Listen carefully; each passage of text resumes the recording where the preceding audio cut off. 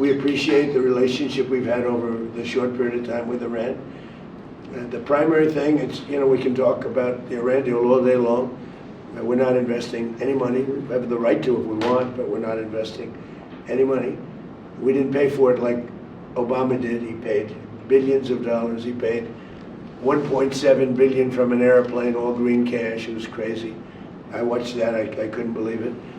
But the one thing that's happening that's of note, frankly, the only thing that really matters to me, is Iran will never have a nuclear weapon. And it says it loud and clear. They're not going to develop it. They're not going to buy it. They're not going to do anything with it. And if they do, they suffer unbelievable consequences.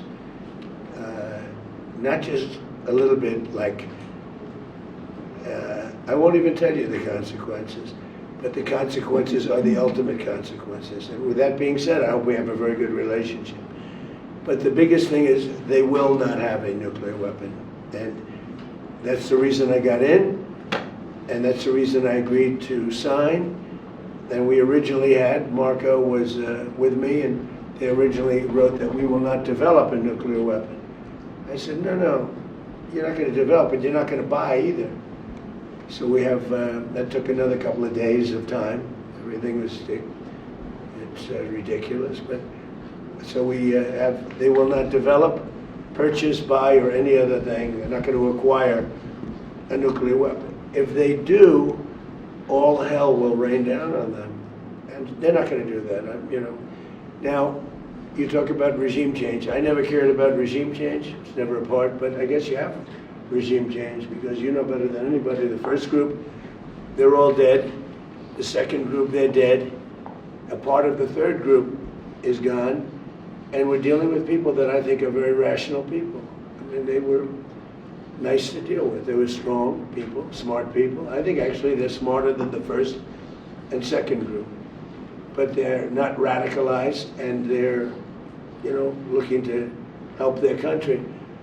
So, again, I don't believe the regime change. I've watched regime changes for years. They never work. It has to just happen. I can tell you this is a country where the Emir is so respected, and the Prime Minister is so respected by the people, and that's the way a country should run. It should run out of respect, not of fear. As you know, at least 42,000 protesters were killed in Iran. Killed. They were protesting. The wrestler, they had the big event at the White House the other day, the UFC, and they were all talking about he was a great fighter. And he was hung with his two friends because he spoke something about their regime. It's tough stuff. So we're very happy that we were involved. We're very, very impressed with Qatar and the way they've handled things, because they were really on the line. They were in the front line. They were being shot at just about as much as anybody, but you were a lot closer because you were right there. Literally, I could walk in about every other place I have to take a plane, but I can walk. So they were really on the line. And I just want to comment that I just want to really congratulate you on bravery. I don't know if you get congratulated for bravery, because bravery is something you either have or you don't, and you never know until you test it. But you were tested, and you had great bravery. Thank you very much. Thank you. Really appreciate it. Are you going to have a separate meeting with President Zelensky, and what would I had one. What would a Ukraine deal look like?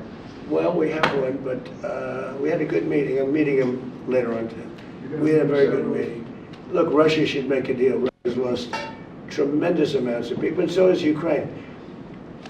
Last month, they lost 35,000 soldiers between the two of them. Think of it. This is on a monthly basis. They average 25,000 people, mostly soldiers, young, beautiful people.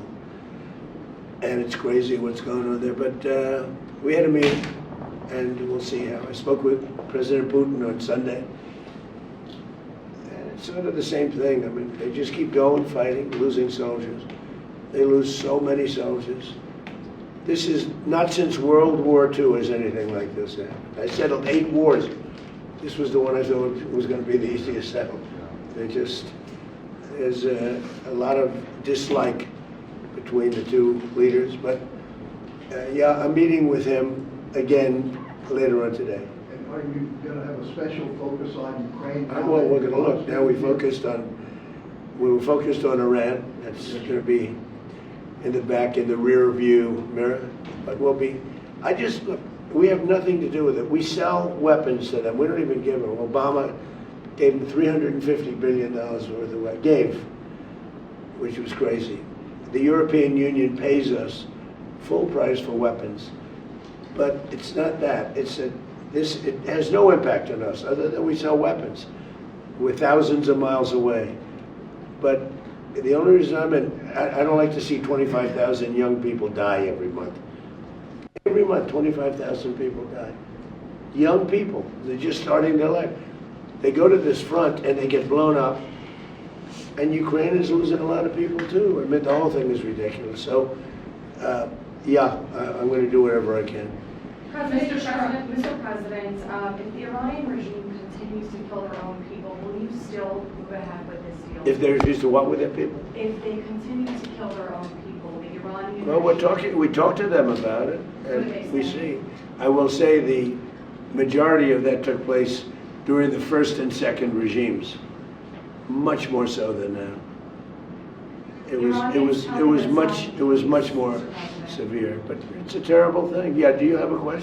Yes, Mr. President. This is for both you and the Emir, what are the economic opportunities for Iran if there's, continued cooperation with the United States moving forward? Well, I think they'd be good. I mean, I can tell you from our standpoint, we have a lot of opportunities all over the world. But the Emir lives right next door, and I think, they have a lot of oil. I think they'll be good. First, they're going to have to prove themselves, I think, before any of us go in there. But I hope they do well. I hope they do well. Look, one thing, whether they do well or poorly, they can't have a nuclear weapon. That's a big thing. If they had a nuclear weapon, they would have blown up Israel, they would have blown up the Middle East, and they probably would have taken a shot at us. We would have gotten them first, I think. But they would have done tremendous damage.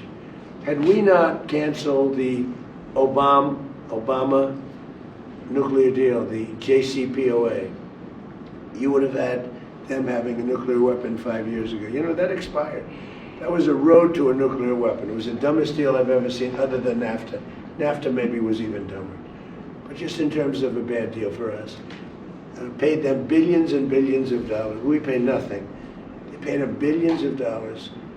And it was a disaster. I terminated that in my first term. Had I not terminated, and we hit them hard, we terminated it. In my second term, we sent in the B-2 bombers, and we terminated I call it the nuclear dust, their enriched material, right? And totally effectively. And I remember when CNN, which is fake news, I don't know, it probably isn't, but CNN said, well, maybe it wasn't that effective.